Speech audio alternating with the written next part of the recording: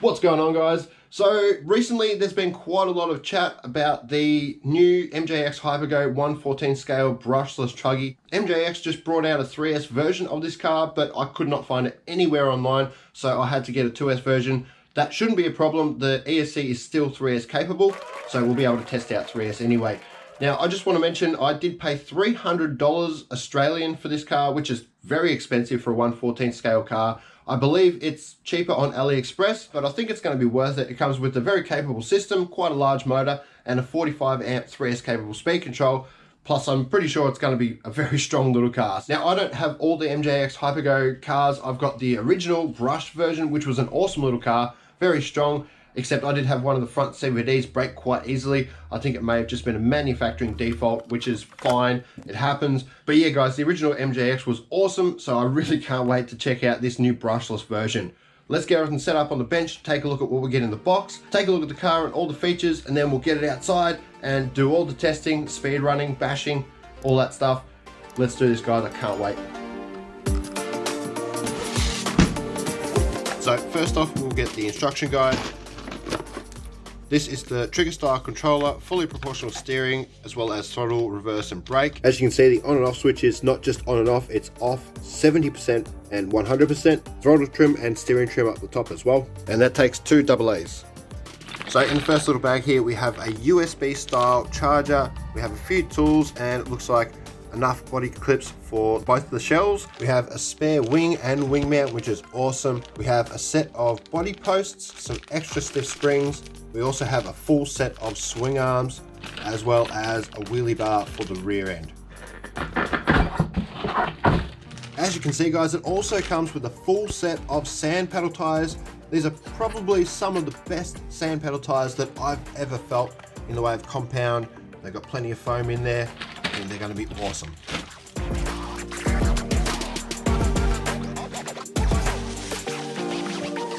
Alright guys, so now it's time to take a look at the car itself.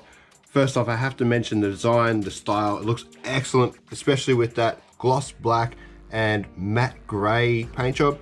Very effective, very nice looking car. It does come with both the gold and the black shell, but I definitely prefer the black one myself.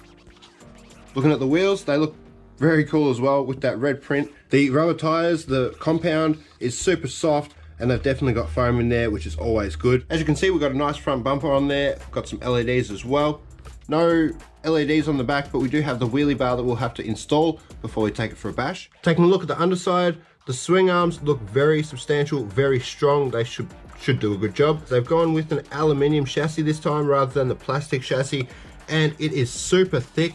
It looks to be around about 2.5 to 3 millimeters, which is super strong for a car of this size. I'm pretty sure that's going to do an excellent job of holding the whole car together. Yep, very tight fit on the shell there. Now taking a quick look on the inside, as you can see, we've got the oil-filled shocks there. They're not aluminium shock bodied like their original ones. I'm not quite sure why they downgraded, but they still have the aluminium shock caps and the adjustable thread. Just behind the shock there, we can see the super thick steel CVD drive shafts going to the steel outdrives for the differential. Again, oil-filled shocks on the rear, but as you can see, they've gone with some huge telescopic steel drive shafts. I'm not quite sure why they needed to do that because the old ones were quite strong. These are going to be a little bit heavier, and that's one thing I did notice straight away about this car, guys. It's a super heavy car for the size of it. Yeah, hopefully everything is going to be strong enough to deal with the weight. We got that awesome top center brace there, aluminium. We've got the receiver box on top there. Here we have the 45 amp 3S capable speed control, 2852 4400 kV motor with the cooling fan and heatsink. Over this side we have our 2.2 kilo Metal Gear servo, and then we've got the 3000 milliamp 2S LiPo battery running the Dean's plug. I think they're 25C rated. I also have a brand new 1400 milliamp Gens Ace 3S battery that we're going to try in this car as well. We've got adjustable steering tie bars. Got a very substantial steel center drive shaft in there leading to the gearbox. Ball bearings throughout. And it also comes with the full steel drivetrain. The differentials, the pinion gear and the spur gear are all quite strong, so hopefully it does a good job. Alright guys, so I'm pretty sure I've gone over most of it. If there is anything I missed or anything you need to know, let me know in the comments and I'll get back to it as soon as possible. But all we have to do now is get the battery charged. I'll also charge that 3S battery so we can do a 2 and 3S speed test. Then we're definitely taking it out and doing a decent bash test. I think this is going to be one exceptional basher. Let's do this.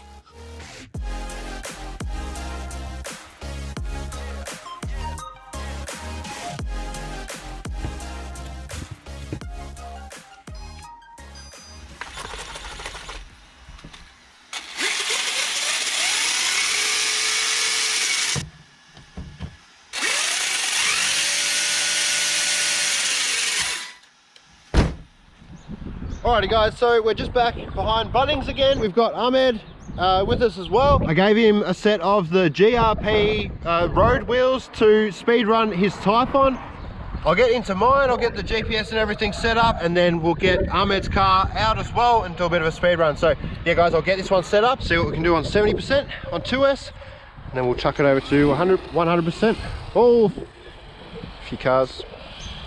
No steering dual rate on this car, which is a little bit disappointing. Here we go, first run on 2S, 70%.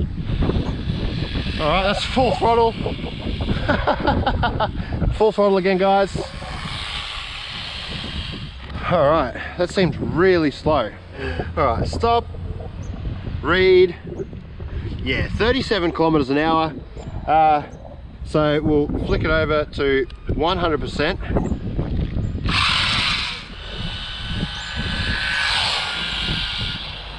That's a bit better. Super unstable though. Oh, steering's way off. It was a bit quicker. Yeah, it was definitely quicker, but it's super unstable. Not sure why. Stop. Read. 52 kilometers an hour. That's much better.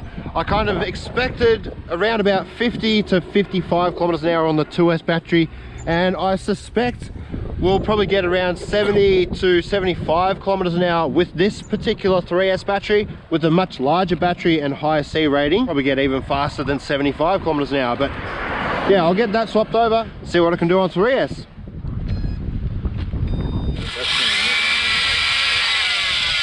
Now I think we're going to have a really hard time controlling this car. Hopefully we get around about 70, 75 kilometers an hour. Let's see. All right, yep, we're all clear. Here we go, first run on 3S, 100%.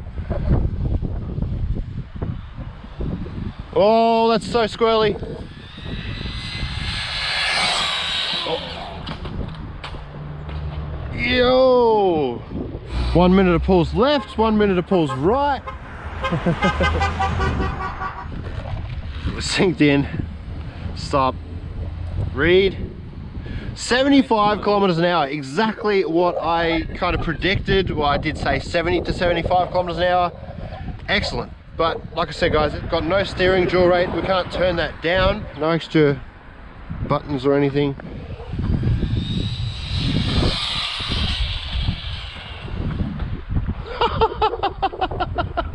Sorry about that. Oh, got some damage. Don't think we've got any rear wheel drive. Yeah, the grub screw backed out on the drive shaft. I think that's all that it is. Almost crashed into a bike rider. but we'll check this speed. Stop. Read. 75 kilometers an hour again guys. So yeah, that is definitely going to be its top speed. That's not bad for a 1/14 scale. I really wish it had some steering dual rate settings. Yeah, that was a mission. Alrighty guys, so as you can see, I've just come to my normal spot for a little bash test. You've probably noticed the car's all scratched up and stuff even before I done the speed test. Now that is because I took this to the BMX track the other day and it was a really hard car to handle on that sandy sort of dirt. The wheels seemed like they were going to be super grippy, but it does seem like it's sliding out heaps, especially on this stuff. So I thought I'd bring it here and hopefully it's a bit better on these bark piles and on the road and that. I did bring the little ramp as well, so I'll try and send it as much as possible, but yeah, it was really hard to keep straight. I did also tighten up the little grub screw on the rear drive shaft there, so hopefully that doesn't come loose. We'll see what we can do. Oh, yep. Oh.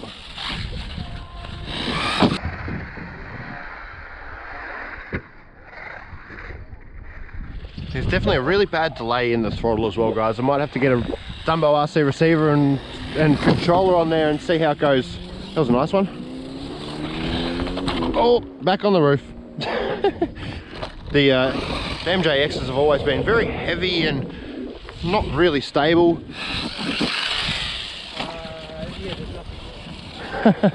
Steering's a bit off again. Oh. Nope. Oh, wow, that steering's way off again. How has it gone more to the left? That was a bit better one.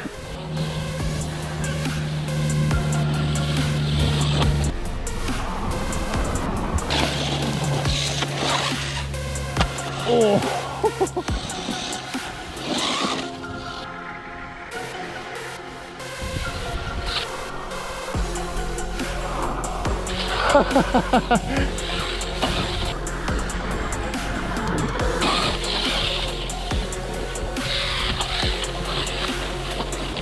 Whoa, there's a rock there.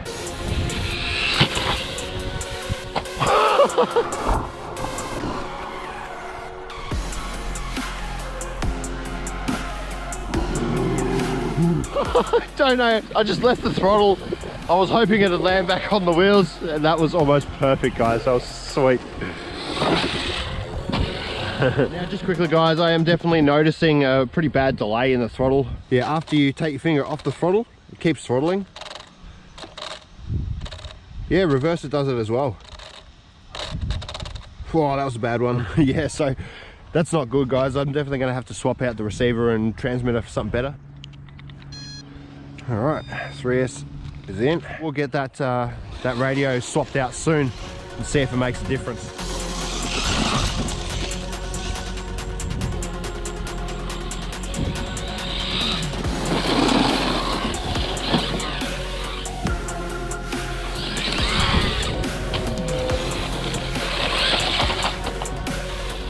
Oh, yep. Oh, yep. It's got no stability whatsoever, this car. Wish I could turn the steering down. Oh, and the steering's way off again. Here we go. Try and line this jump up, guys. Nope, that was terrible. Oh, what's going on with the shell? I lost both the body pins. How did I lose both the body pins on that one jump? I'm losing a lot of body pins with this car. I think I lost 4 at the BMX track. Loves throwing them front ones. I'm really trying to line this jump up for you guys, but it's a bit of a mission.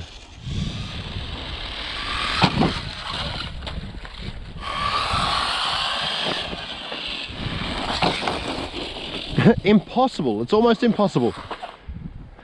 And those shocks are really stiff. Yeah, guys, it's far too expensive at $300, even $234, whatever it was on AliExpress.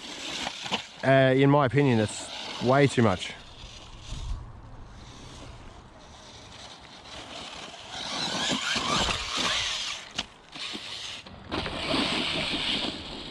Oh, guys, I think that grub screw's come loose again. Got no rear wheel drive again. Yep, that is the grub screw. So yeah, it's still in there. It's just come loose again. Like I said, guys, it's a bit of an overrated car in my opinion. It's really hard to control on the dirt, on the grass and stuff here as well. It's not the easiest to handle. It's almost impossible to line that jump up. That's definitely one big selling point in my opinion. Car's got to be stable. All right, I think I've got that grub screw tightened up enough to have a couple more jumps, but I do think it's going to come loose again. I didn't bring my proper tools, so I'll see what I can do. Have to get it home and put some Loctite on that grub screw, bring it back out, most likely with a different receiver and transmitter.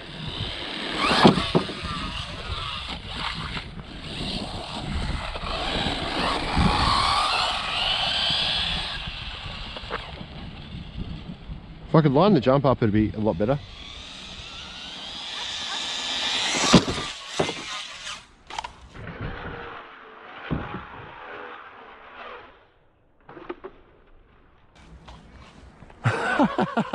On the wheels. Seems like the faster I'm going, the easier it is to line that jump up. Yep, back in the tree again and on the wheels. Oh, look at the ramp. Oh no, guys. I reckon we might get one or two more. There you go. Yeah. Hello, what are you doing? Oh no, he's into it. I thought he'd be scared of it. No, he seems alright. What's that, babe? Oh yeah, nice. Definitely interested, maybe a little confused. What is it? Yeah. Woo!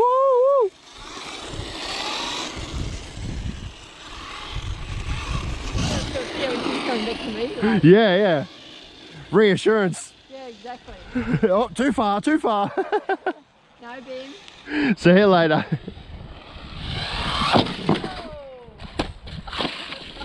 Yeah, it's tough though. Oh, that was a rock.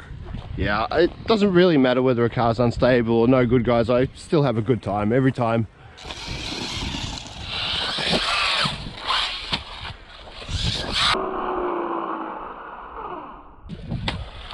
Oh, back on the roof.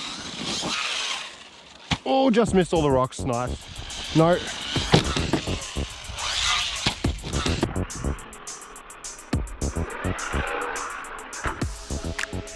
Oh, I think I just snapped the spoiler off. Oh no. Clean snap. Oh well, that's what we get. Should be fine. Still got the wheelie bar on there. Might get a bit more stability now. Not so much rear downforce.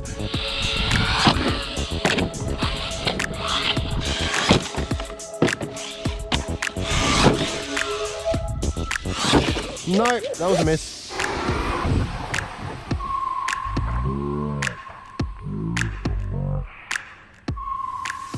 And on the roof.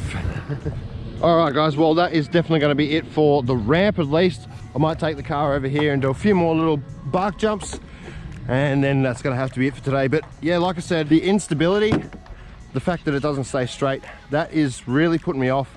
I'm not really sure what the actual issue is when it comes to the stability problems. I can definitely get something better for the same price.